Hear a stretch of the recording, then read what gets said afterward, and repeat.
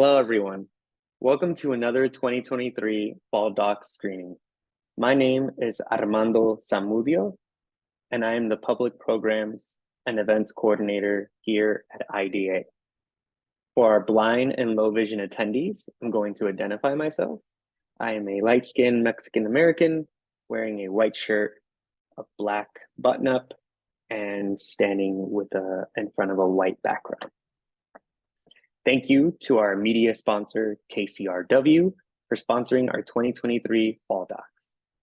This evening, we'll have a conversation between filmmaker and film curator Natalie G. and director Andrew Nadkarni, film protagonist Nalini Nadkarni, whose film Between Earth and Sky won the Best Short at the 2023 Hot Docs Film Festival. To see more amazing films like this, please visit www.documentary.org/FallDocs. Now, before we get started, I'd like to offer a brief land acknowledgement. We recognize the Gabrielino Tongva as the past, present, and future caretakers of the land, water, and cultural resources in the unceded territory of Los Angeles. Thank you so much to Andrea Lust for ASL interpreting this discussion. And with that, I'll pass it on to Natalie. Thank you. Hi, my name is Natalie Gay, and I'm the moderator for this Q&A. For our low vision attendees, I'm wearing a yellow shirt with glasses, and in the background, I have a big, large wooden bookshelf. My pronouns are she, her. Hi, I'm Andrew Nadkarni, director of Between Earth and Sky. I'm a brown-skinned man with clear glasses and a blue shirt in front of some houseplants, and I use he, him pronouns. I'm Nalini Nadkarni. I'm a woman. I use she, her pronouns. I have brown hair and brown eyes and brown skin, and I'm in my home office with a white background and a vertical tapestry behind me. Great to be here with you both. Thank you so much for joining us. I quickly discovered through my research that you're related, and I was curious to find out, Andrew, what gave you the idea to make this film on Nalini? And Nalini, how did you feel when Andrew approached you with this idea?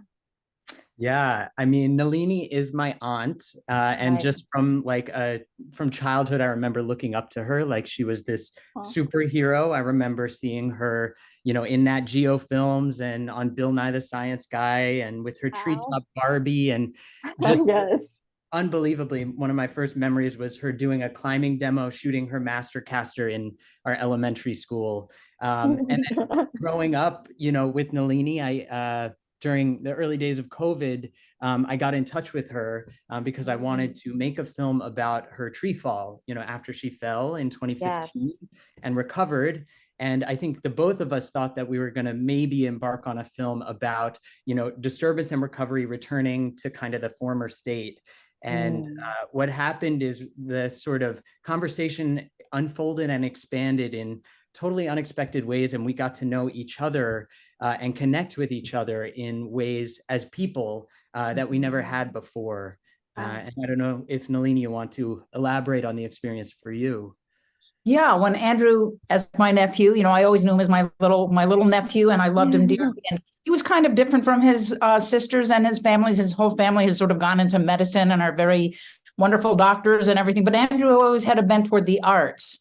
And so I always had kind of a special feeling for how he had to make his way with the arts and with film in the face of, not that his family was against it, it was just that he was a little bit different. So when he approached me about this project, I was really happy to support him and help him out. But I thought, well, he's just out of college, for goodness sake. He'll make some kind of an amateurish film, and I would love to support him in that. But then as I realized, from the very first interview, I realized what a skilled thinker, feeler, interviewer, listener, and synthesizer that he was. And that feeling only grew bigger as we progressed. And so as we progressed through the process of making the film, we went to Costa Rica, we filmed in Washington State, we filmed in Utah. I realized that this was not just a student film. This was something really amazing, really major, and potentially very impactful, both in terms of the messages we were trying to convey about the importance of disturbance and expectations of recovery, but also in terms of the relationship that we were building together and that Andrew was building with the rest of our extended family. So it was a very significant film for its message and for our family. Yeah, it certainly has a lot of heart. And I was wondering, there's this really powerful connection and a reflection in the film about trauma and sustainability and self-care. And I was curious if that is something you always plan to talk about, or is it something that kind of unfolded as you were filming together? And how did that impact your relationship? Yeah, I mean, as Nalini mentioned, we sort of went in thinking we were making a film just about a tree fall, and the conversations went, widely and broadly and expanded to other family members, and we had to really figure out what was kind of for the film, what was for the family, and what was just for us, Nalini and myself.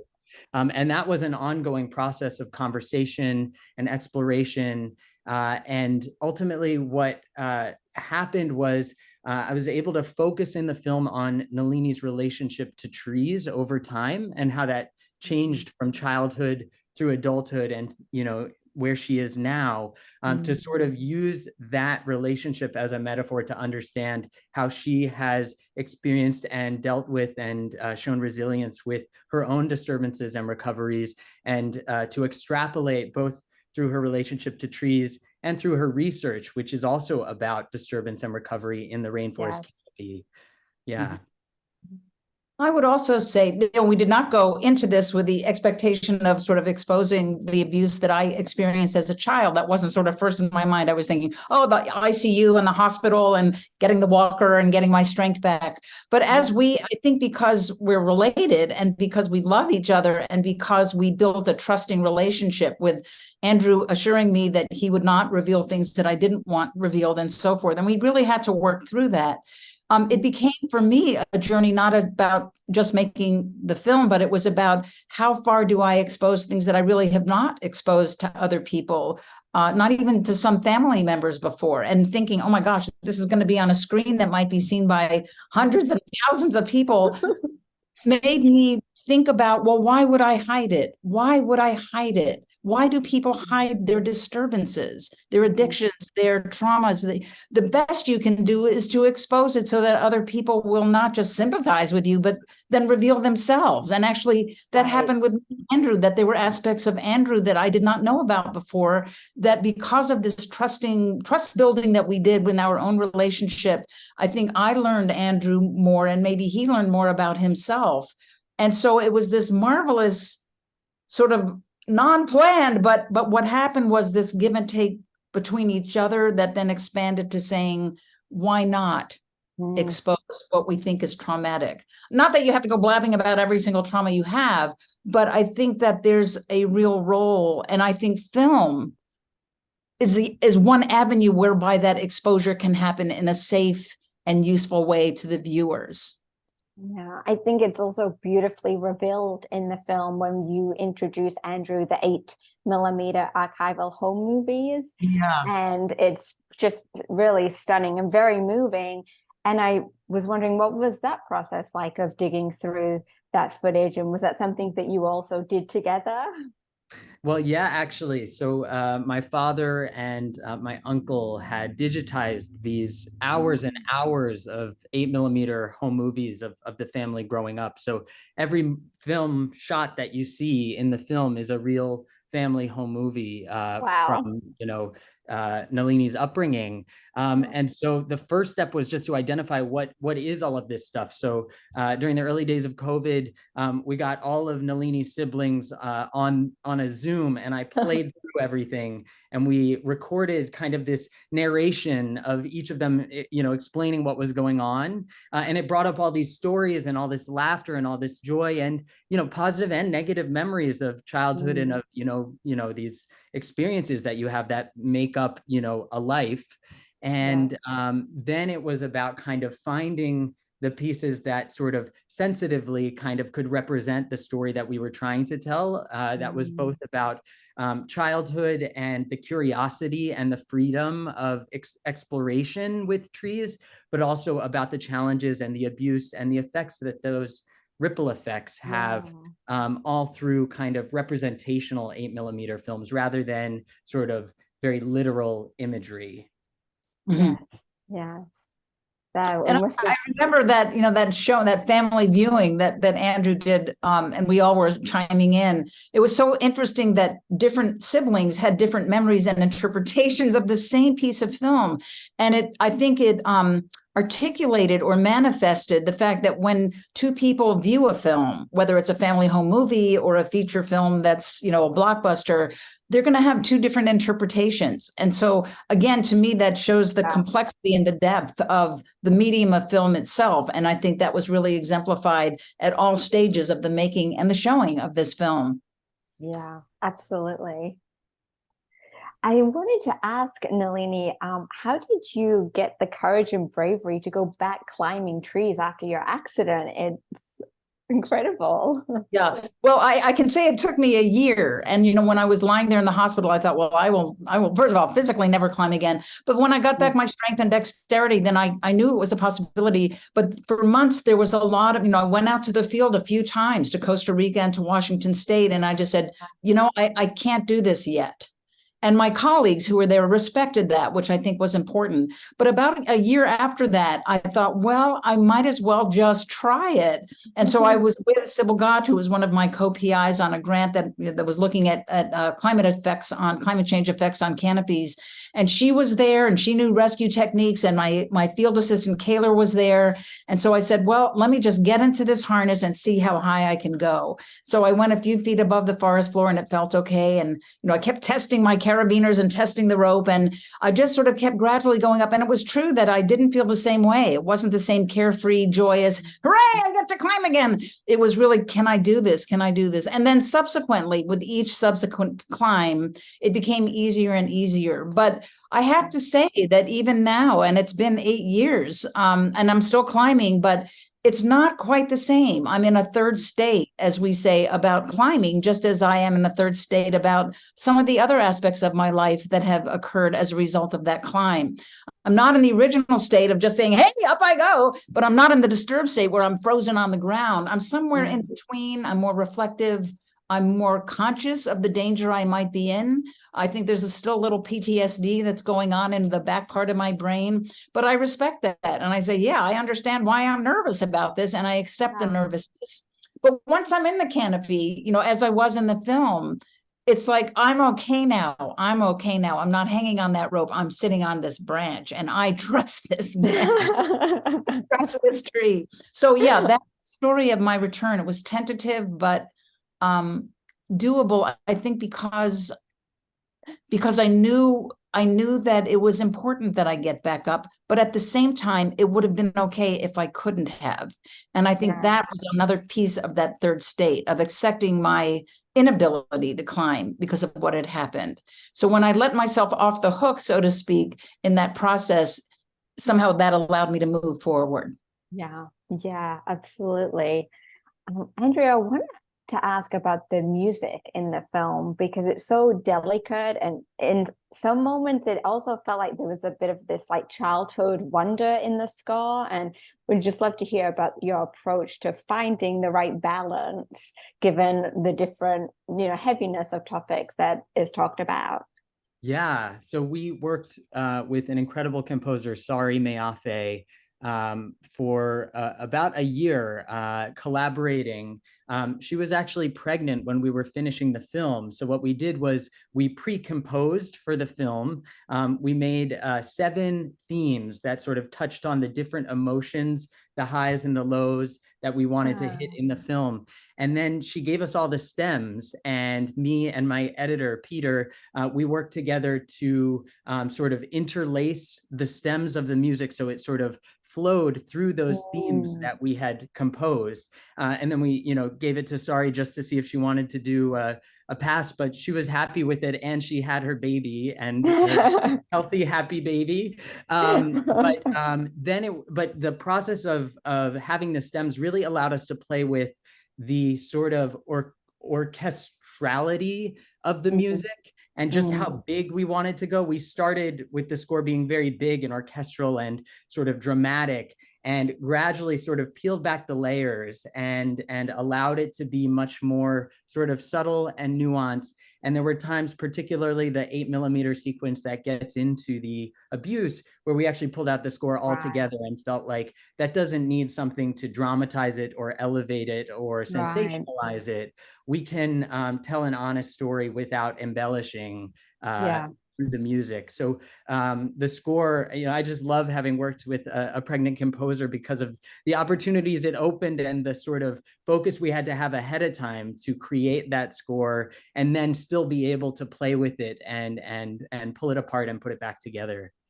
Yeah, well, it's really beautiful, along with the cinematography and just the emotional thread of the movie.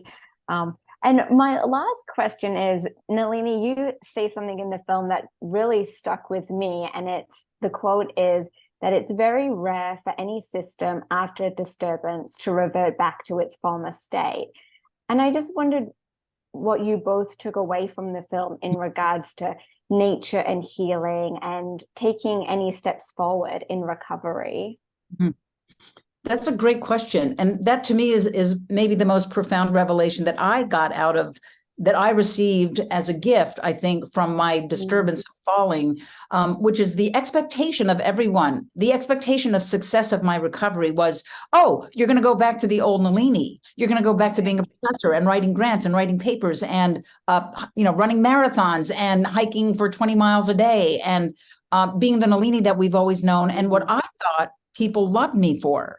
But it turned out that when I was lying on my back on on my bed, not sure whether I would ever get back to the old Nalini, I realized that people were still coming to my bedside and still caring about me and actually still loving me. And that was such a lesson for me that even if I didn't get back to the former Nalini in terms of her activities, I would still be a Nalini that was lovable. And I began applying that to other systems that I had been looking at, studying, reading about. And, after a forest fire, you get a new set of seedlings that are not the same composition of the original forest, but it's still photosynthesizing. It's still providing habitat for deer and squirrels and so forth, but it's a different forest. And it doesn't mean it's better or worse, but it does mean that it's different. And so there has to be some sort of coming to a graceful acceptance of that, embracing it perhaps, not being Pollyanna and saying, oh, well, after a big disturbance, after my car accident and I'm paralyzed in a wheelchair, this is the greatest possible life I would have chosen. But it might be acceptance of what I can do now and what I accept from people now with grace and how I interact with the world. And it's different. It's different.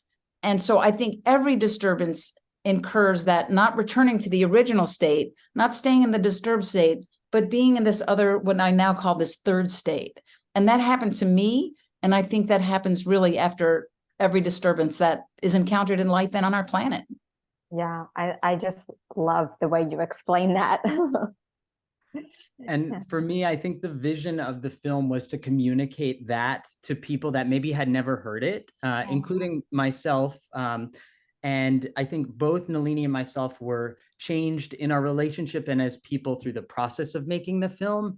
And speaking for myself, kind of being raised in a, South Asian, family of immigrant descent, and feeling this pressure to achieve, to deliver, and to sort of be valued based on your accomplishments.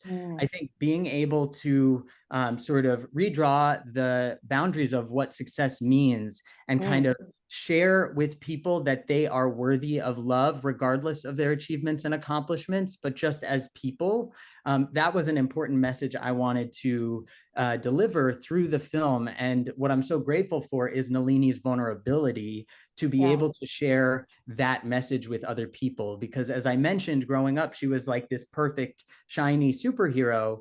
And what we've come out of the film with and what we've been able to put into the film is this sort of humane vulnerability, openness to the unknown, and the fact that you are a valuable person, no matter what, whether you get back to what you were doing before or not. And maybe you don't need to, but maybe you want to do the same things, but maybe it's for a different reason. So all of those things, I think, come together to kind of contribute to the message we wanted to get across, which was, about how we recover from disturbance and are changed, and are valuable and should think of ourselves as such, regardless of external pressures or expectations.